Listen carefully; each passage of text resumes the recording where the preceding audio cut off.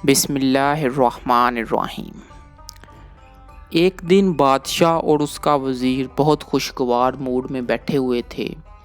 بادشاہ کا موڈ اچھا تھا۔ وہ نوجوان وزیر کی طرف مڑا اور مسکرا کر پوچھا، تمہاری زندگی کی سب سے بڑی خواہش کیا ہے؟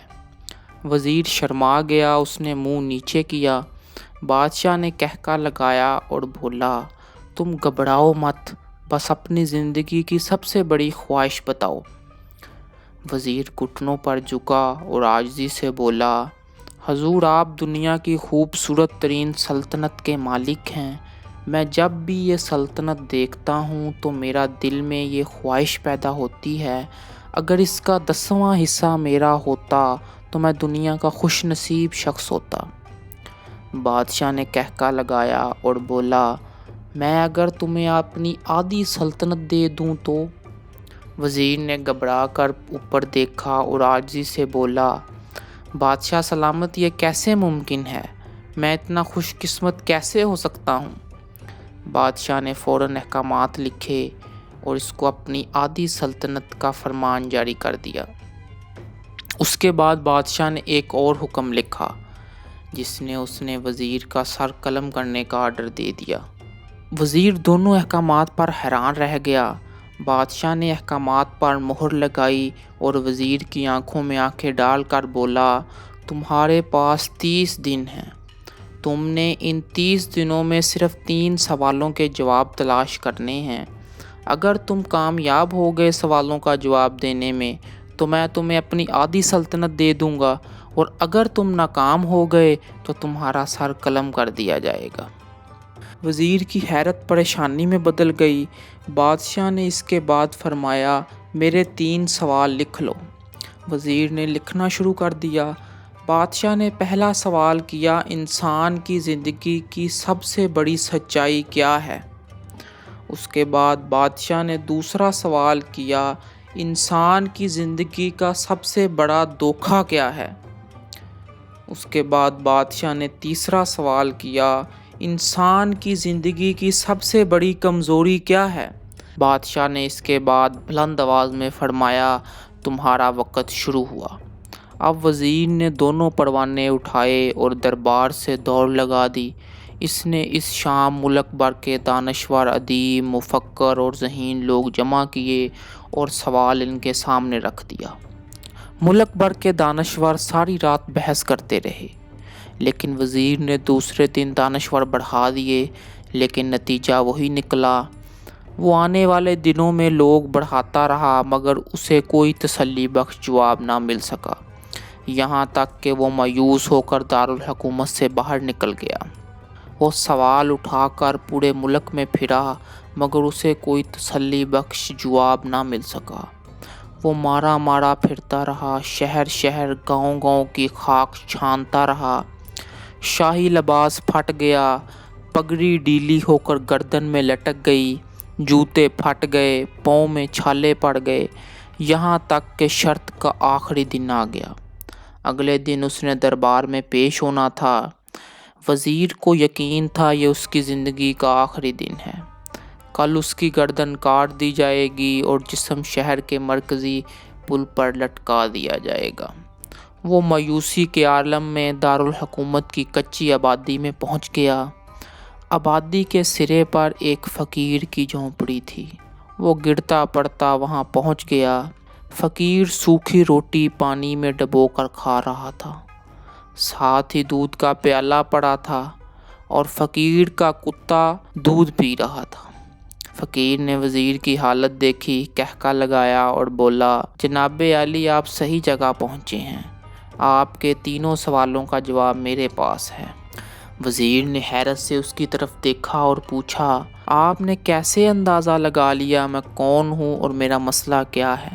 فقیر نے سوکھی روٹی کے ٹکڑے چھابے میں رکھے، مسکرایا، اپنا بوریا اٹھایا اور وزیر سے کہا، یہ دیکھیے، آپ کو بات سمجھ آ جائے گی۔ وزیر نے جھک کر دیکھا، بوریے کے نیچے شاہی خلت بچھی ہوئی تھی۔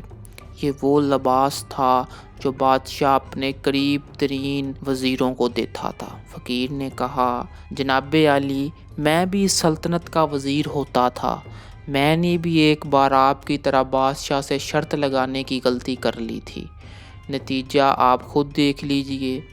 فقیر نے اس کے بعد سوکھی روٹی کا ٹکڑا اٹھایا اور دوبارہ پانی میں ڈبو کر کھانے لگا۔ وزیر نے دکھی دل سے پوچھا، کیا آپ بھی جواب تلاش نہیں کر سکے تھے؟ فقیر نے کہکا لگایا اور جواب دیا، میرا کیس آپ سے مختلف تھا، میں نے جواب ڈھونڈ لیے تھے، میں نے بادشاہ کو جواب بتائے۔ آدھی سلطنت کا پروانہ پھاڑا، بادشاہ کو سلام کیا اور اس جھونپڑی میں آ کر بیٹھ گیا۔ میں اور میرا کتا دونوں مطمئن زندگی گزار رہے ہیں۔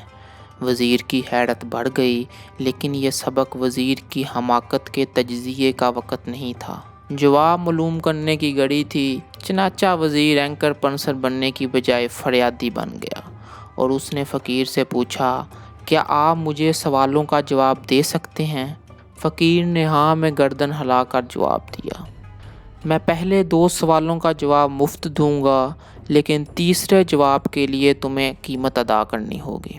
وزیر کے پاس شرط ماننے کے سوا کوئی آپشن نہیں تھا۔ اس نے فوراً ہاں میں گردن ہلا دی۔ فقیر بولا، دنیا کی سب سے بڑی سچائی موت ہے۔ انسان کوئی بھی ہو، کچھ بھی ہو، وہ اس سچائی سے نہیں بچ سکتا۔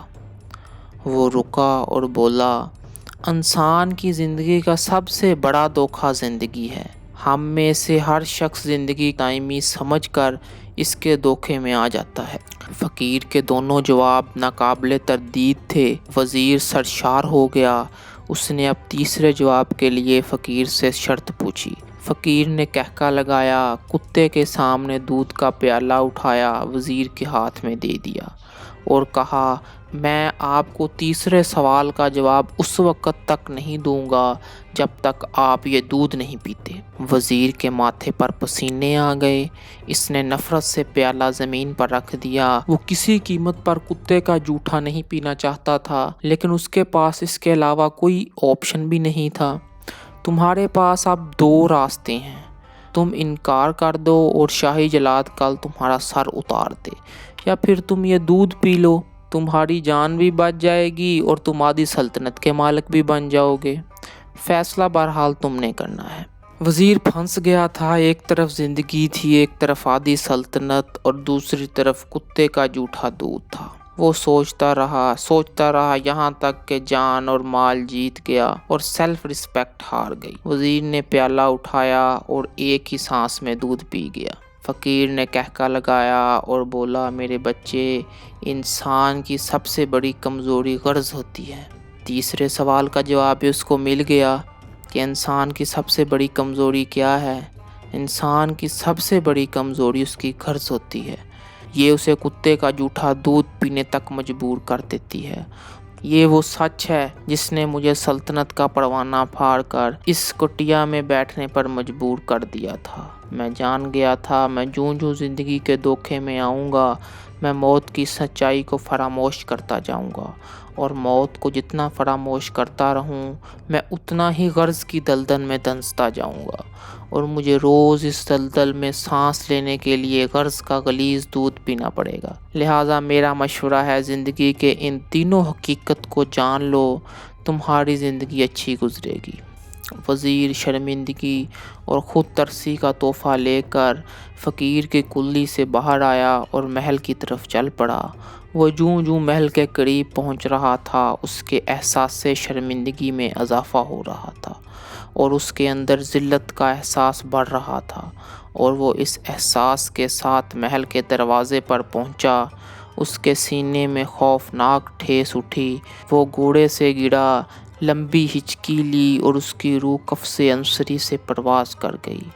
ہمیں کسی دن بیٹھ کے ان بنیادی سوالوں پر ضرور غور کرنا چاہیے۔